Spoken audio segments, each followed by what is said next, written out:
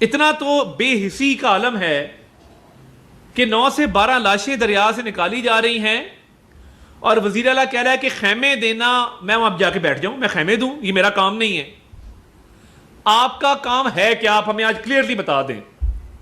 लोगों की जिंदगियां बचाना आपका काम नहीं है, लॉ एंड ऑर्डर आपका काम नहीं है, लेडी रीडिंग हॉस्पिटल को ठीक करना आपका काम नहीं है, अच्छी यूनिवर्सिटियां कॉलेज बनाना आपका काम नहीं है।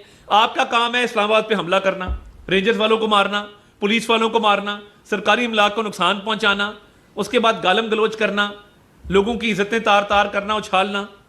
ये आपका काम है, क्योंकि आप वर्क फ्रॉम अडियाला करते हैं, वहां से जो अहकामात आते हैं आप बजा लाते हैं, मगर खैमे देना आपका काम नहीं है, लोगों को रेस्क्यू करना आपका काम नहीं है। ये क्या पैगाम है? आप अपना मुंह बंद ही रखते, आप खामोश रहते, आप कहते कि जी मैं इस पर कुछ नहीं कहना चाहता, मगर आपने इतनी बेहिसी से काम लिया कि जी खैमे देना मेरा काम नहीं है, मैं क्यों रेस्क्यू करूं लोगों को, मेरा काम नहीं है। तो फिर provincial disaster management authority PDMA जो सूबों में बनी हैं, ऐसी आफात को डील करने के लिए आप बंद कर दें,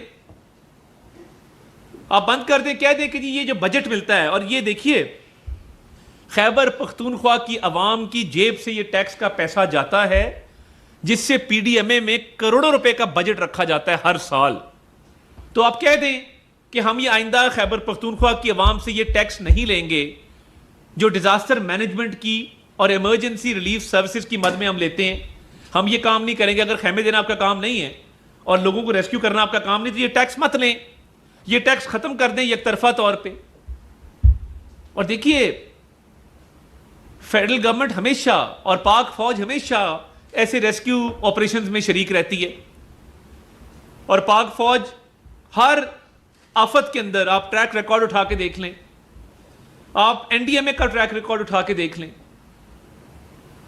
और जहां ये जिम्मेदारी सूबों की है वहां पे बावजूद इस बात के कि ये सूबों की जिम्मेदारी है, बट प्राइम मिनिस्टर साहब ने फिर भी एनडीएमए को मुकम्मल हिदायत जारी की हुई हैं कि ऐसी किसी भी सूरत हाल में एनडीएमए भरपूर मावनत करेगी, और एनडीएमए हमेशा अलर्ट रहती है। बट ये इतने अफसोस की बात है कि वज़ीर आला खैबर पख्तूनख्वा जो अडियाला में 24 घंटे रहते हैं और अपने सूबे में कम टाइम गुजारते हैं, वो ये कह रहे हैं कि ये मेरा काम नहीं है।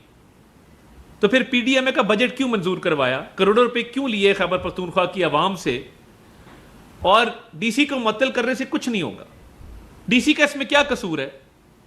आपकी जो करप्शन के किस्से हैं, अभी जो कोहिस्तान वाला स्कैंडल आया है अरबों रुपए का, जिसका नैब ने नोटिस लिया हुआ है, या आपने अभी जो 50 करोड़ रुपया गरीब आवाम का अपने स्वाबदीदी फंड में डाला है, वो हमें पता किस लिए इस्तेमाल होगा।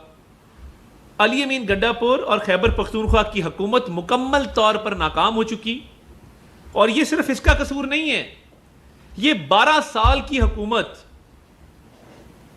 एक दहाई से ऊपर की हुकूमत जो दावे बड़े बड़े करती थी, बट आप आज कंपेयर कर लें, आप कह रहे हैं कि हम एंटी इंक्रोचमेंट ऑपरेशन करेंगे। मरीम नवाज शरीफ साहिबा ने पंजाब में ऑलरेडी कर लिया हुआ एंटी इंक्रोचमेंट ऑपरेशन पूरे पंजाब के जिलों के अंदर। आप इस हादसे के बाद कह रहे हैं, और उनको आए अभी 1.25 साल हुआ है, और शहबाज शरीफ के पीछे जो 12 साल थे उसमें पंजाब एक मिसाली सूबा बना। तो आप मुझे ये बताइए, उसमें तो एंटी इंक्रोचमेंट ड्राइव चलती थी और मरीम साहिबा ने भी कर दी। तो मुझे ये बताएं कि आप कह रहे हैं अब हम एंटी इंक्रोचमेंट ड्राइव करेंगे, और दरियाई इलाके में जो होटल बने हैं, जो इमारत तामीर हुई हैं, होटल बने हैं, रेस्टोरेंट्स बने हैं, हम अब खत्म करेंगे। क्या ये जाने चली जाए तो उसके बाद के फैसले होते हैं, या जो विजनरी लीडरशिप होती है और जो लीडरशिप दूरअंदेश होती है, वो ये फैसले किसी हादसे से बचने के लिए वक्त से पहले करती है? मगर आप अब कह रहे हैं कि हम एंटी इंक्रोचमेंट ऑपरेशन करेंगे। पहले आपको किसने रोका था?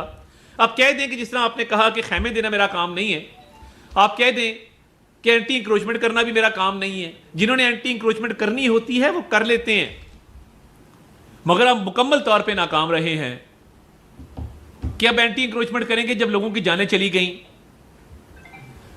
और ये इतनी शर्मिंदगी की बात है कि एक ऐसी सूबाई हुकूमत जो दावे बड़े बड़े करती थी, आज जब अमली तौर पे कुछ करने की बारी आई तो उनका पूरा निज़ाम फेल हो गया। पूरी एडमिनिस्ट्रेशन, चीफ सेक्रेटरी समेत, वो सवात के अंदर मौजूद है, मगर आप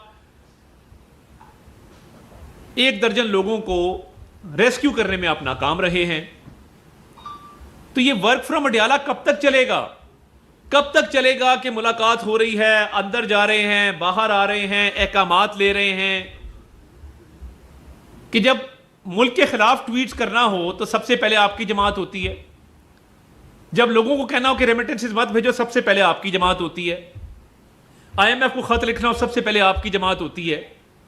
काश आप नंबर 1 आते लॉ एंड ऑर्डर में, हम आज आपको मेडल देते, तारीफ करते कि भाई लॉ एंड ऑर्डर ठीक कर दिया। काश आप डिजास्टर मैनेजमेंट में नंबर 1 आते और इमरजेंसी सर्विसेज और रिलीफ के चक्कर में आप अपना पूरा एक निजाम वजह करते तो हम आपको कहते जी कमाल कर दिया। काश आप हेल्थ एजुकेशन में नंबर 1 आते, मगर आपको तो हेल्थ एजुकेशन की स्पेलिंग भी नहीं पता, तो आपने हेल्थ एजुकेशन को ठीक क्या करना है सूबे के अंदर? आप अपने पूरे निजाम को मुअत्तल करें, एक DC के मुअत्तल करने से क्या होगा? तो मैं ये समझता हूं कि बात हमेशा हक सच पे करनी चाहिए। जहां मैंने परवेज इलाही साहब की तारीफ की, उनके 1122 के इनिशिएटिव की, जिसको शहबाज शरीफ साहब ने पूरे मुल्क में फैलाया और आगे लेकर चले, एक अच्छा इनिशिएटिव था, वो हर जगह मौजूद है, KP में भी मौजूद है। मगर KP हुकूमत की तवज्जो सियासी कामों पे, इंतशार पे, करप्शन के ऊपर है, जिस वजह से वो तवज्जो नहीं दे सके कि एक टूरिस्ट स्पॉट के ऊपर पहले से अरेंजमेंट्स किए जाते, एंटी इंक्रोचमेंट ऑपरेशन किया जाता और लोगों को टाइमली रेस्क्यू किया जाता। जी।